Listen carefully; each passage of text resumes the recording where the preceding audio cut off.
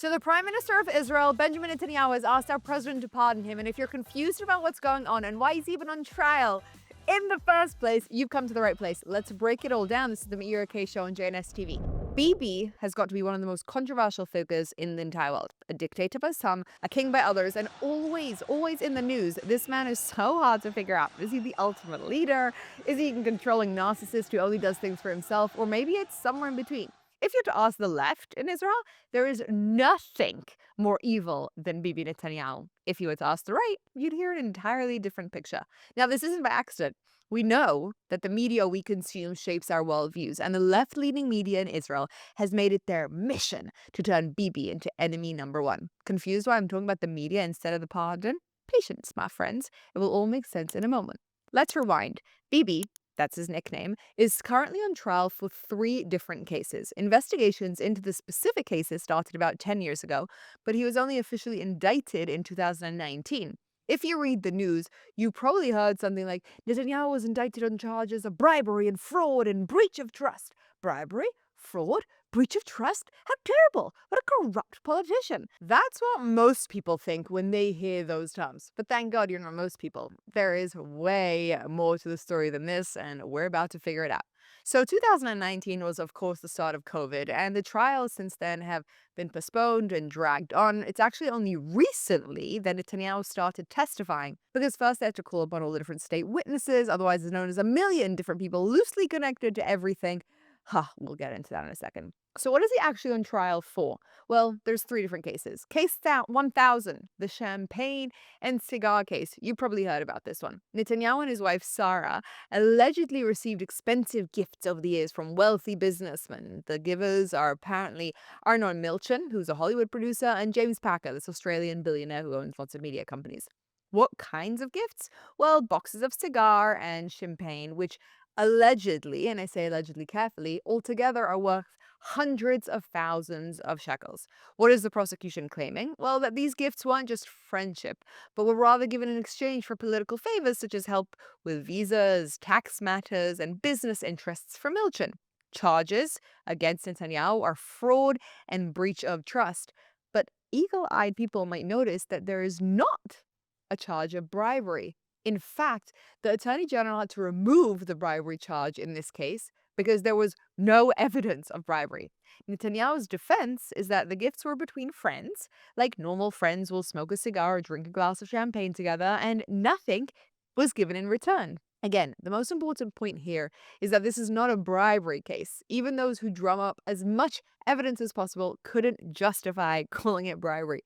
Remember the Attorney General? Okay, case 2000, the Yediot Achronot newspaper deal. This is an entire case based on a conversation between Netanyahu and Arnon Moses, who's the owner of Yediot Achronot.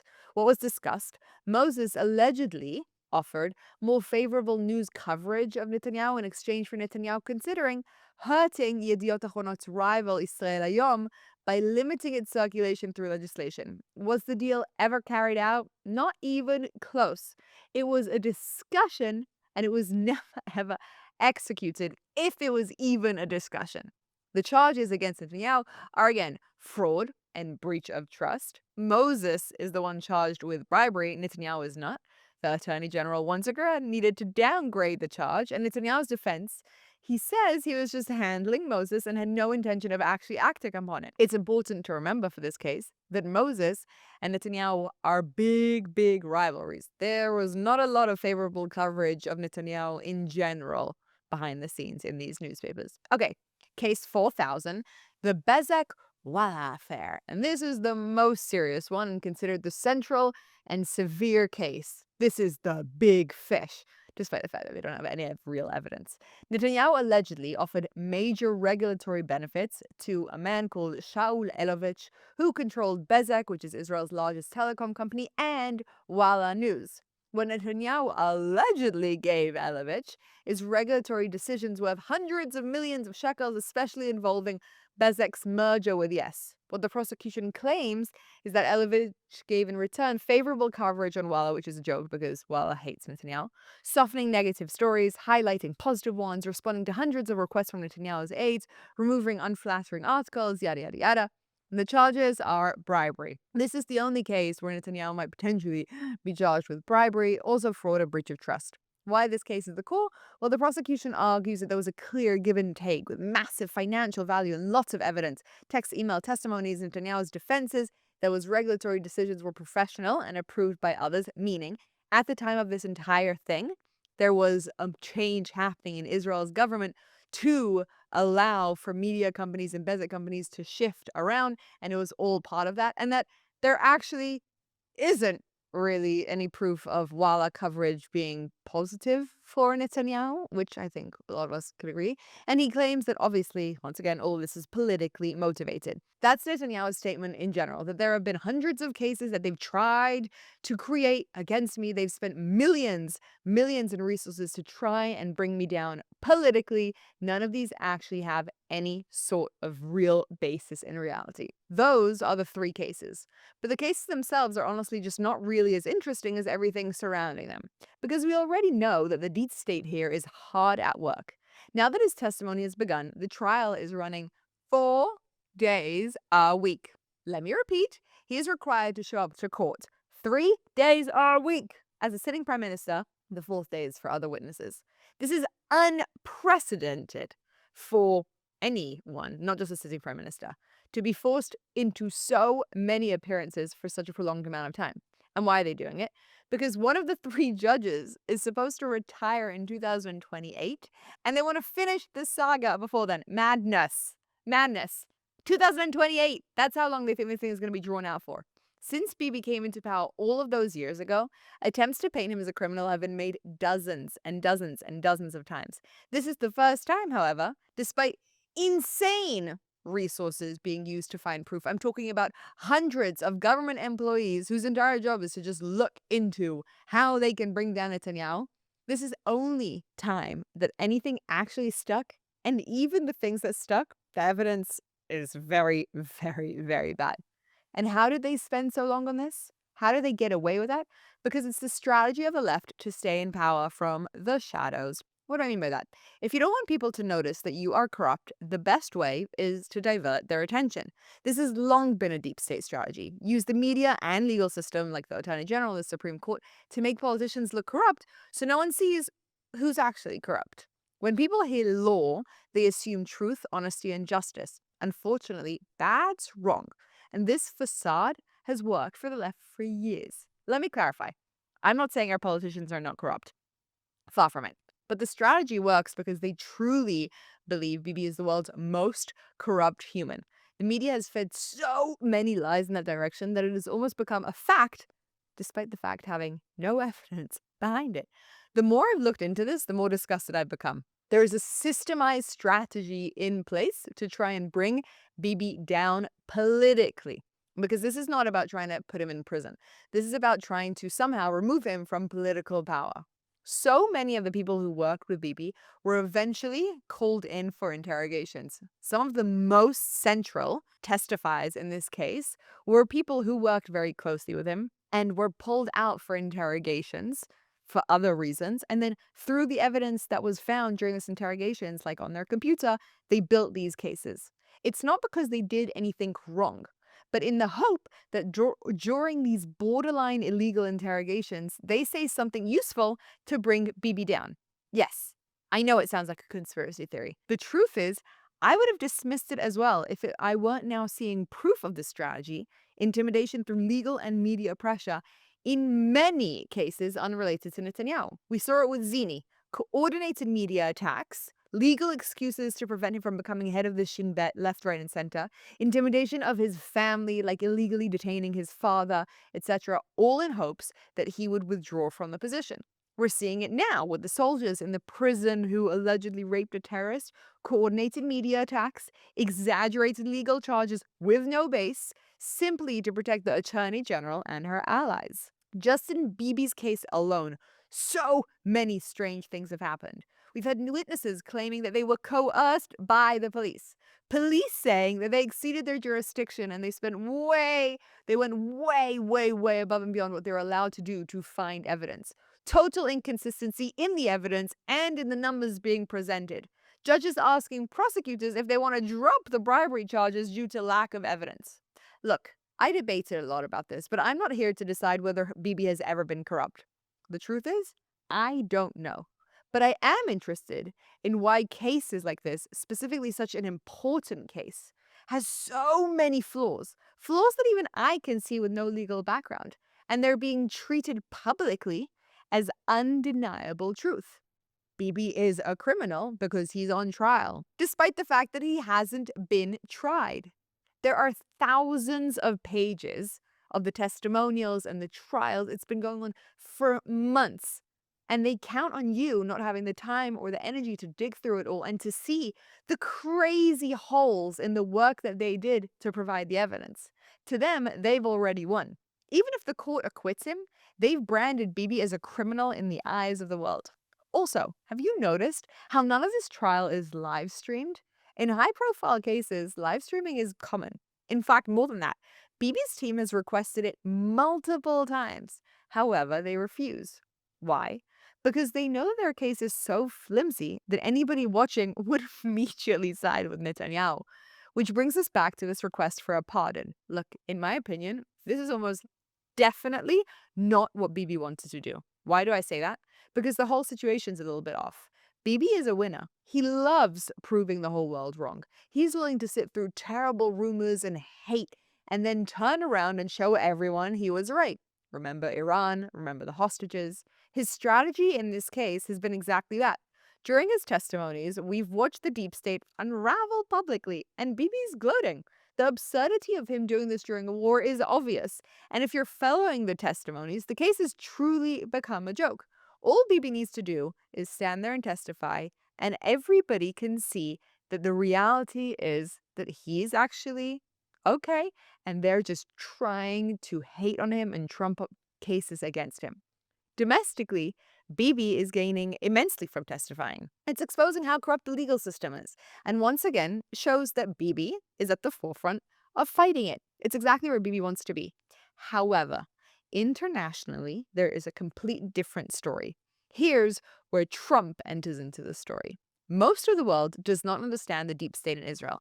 They just see Netanyahu is on trial, and that looks bad. Trump does not enjoy being seen as close to someone that the world thinks is a criminal, but that's not the real issue here. Truthfully, it's Saudi Arabia. They don't want a peace deal with somebody who might end up actually being corrupt. And according to rumors, they have a serious problem with Bibi being on trial, which means Trump's peace plan has a problem in it. Trump, understanding that all of this trial is political theater, has had enough. The peace deal is being prolonged and postponed because Netanyahu is on trial. And until this problem stops, he's not going to get the plan that he wants. On the day of the hostage release, one of the biggest days in our history, he told Herzog in front of the entire Knesset and the world to pardon him. Not as a joke, but part of a really thought out plan. A few weeks later, he then publicly sends a letter urging the pardon.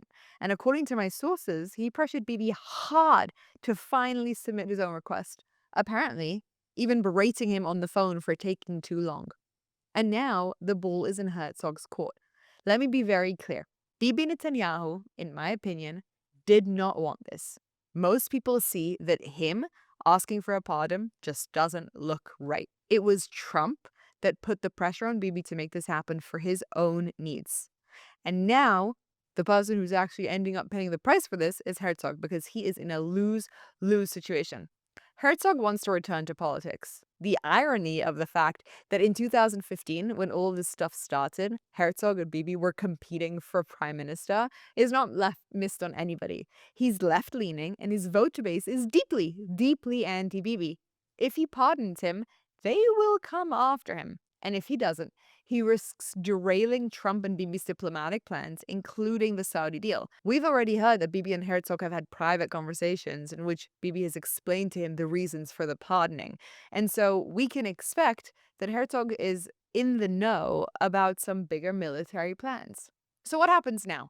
Well, Herzog will get legal advice from many people, like the Attorney General, blah, blah, blah, but ultimately it's going to be his call.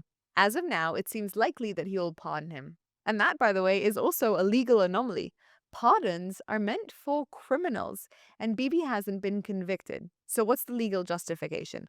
Well, first off, the way it works is that a president in a country is allowed to pardon any criminal that they want based on reasons that they think are right. Now, what's interesting about this is that the precedent was set by the Supreme Court back when Herzog's own grandfather, Chaim Herzog, pardoned a bunch of Shin Bet officials before they were tried, setting the precedent that you can even be pardoned without a conviction. Okay, what am I talking about? Well, the law is very simple. It says a president can convict a criminal. The problem is that Netanyahu is not a criminal because he's on trial. He hasn't been convicted. And so, how is he going to pardon Netanyahu if Netanyahu isn't a criminal, if the law is so clear? Well, once again, the Supreme Court had decided back then that it was fine to just pardon anyone because this is what they do. Even though the law clearly says a president can only pardon a criminal, the Supreme Court once again took liberties at deciding what the law is and allowed for Chaim Herzog to do just that, which means that legally Herzog can pardon Netanyahu, and any attempts to try and prove differently are not going to work. This is why the claim that Bibi must admit guilt to be pardoned is simply false, and why he doesn't include any admission of guilt in the document he submitted to Herzog.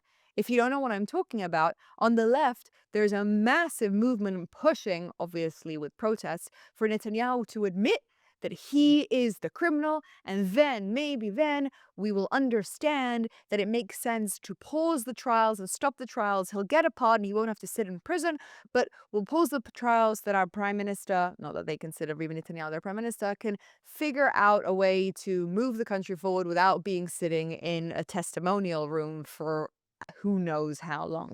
But what they want is an admittance from Netanyahu that he has done something wrong. This is a political nightmare for Herzog. All eyes are currently on him, and poor guy, he's been thrown under the bus. The most likely scenario is that he does pardon Bibi, but will sign some kind of condition to win points from the left. They want blood, and they want Bibi out of power, and they will not be okay with him simply walking scot-free. The minimum they expect is for Bibi to admit the crimes, but he refuses. There won't be anything because there was nothing has been his line since the beginning of this entire situation, and he stands by it. Netanyahu, by the way, has also made it clear that he's not interested in a conditional pardon, like stepping down. We'll see how that plays out as well. If Herzog does pardon him, it may end up going to the Supreme Court, but it's unlikely they'll be able to overturn it. They may try to find loopholes to block him from running in elections, but we already know that Netanyahu's lawyers are making sure that that doesn't happen. If you were one of those nerdy people who read Netanyahu's request, you'll notice he does not argue it's crazy to run a war while testifying, and that's intentional. Over the years, people have petitioned the Supreme Court claiming a prime minister cannot be a criminal defendant, meaning he can't be a prime minister at the same time that he's on trial. The court rejected these claims because the law doesn't demand a prime minister step down, and because Netanyahu formally promises the courts he could perform both roles without conflict. Remember, innocent until proven guilty. If he now says he can't handle both, that gives the Supreme Court's grounds to remove him. It's extremely important, by the way, that in this country, where they use legal terms to try and bring down political people, that it not be the case that if you're in trial, that you can't be part of the government. Why? Because they'll just start throwing things at anyone that they don't want in power in hopes that they'll be removed. Only in the case that potentially they are tried and convicted would it make sense to remove somebody. Also remember, the Attorney General is overseeing this case, which is why Bibi has basically stayed quiet in the fight to replace her, so that no one can say that there's a conflict of interest. Bibi's doing exactly what he should be doing. These are very interesting times. Once again, we're seeing how the deep state affects international politics, and once again, we're watching Netanyahu try to navigate it all. We're in for a crazy few weeks ahead, especially now that Trump has reinvited Netanyahu to the White House. Something big is coming, and these two are clearly plotting. It's an overstep by Trump, in my opinion. It's not necessarily a win, but I'll take it. Because Bibi has made it clear in his document that we have difficult military days ahead, major strategic decisions to make, and he wants to focus on that instead of the trial. And honestly, I agree with him.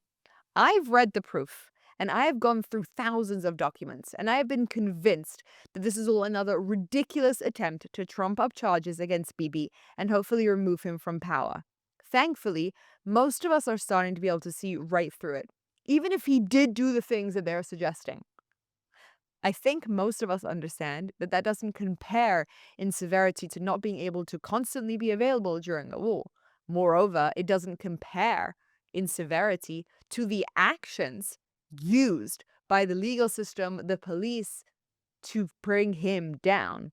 They have been so out of line. But again, everyone's attention is so focused on Netanyahu that nobody's looking at them and asking, how the heck did they get away with this intimidation tactic that they have been using to try and bring Bibi Netanyahu down? More and more Israelis are starting to see this for what this is. And I'll honestly be a bit sad if the pardon does go through.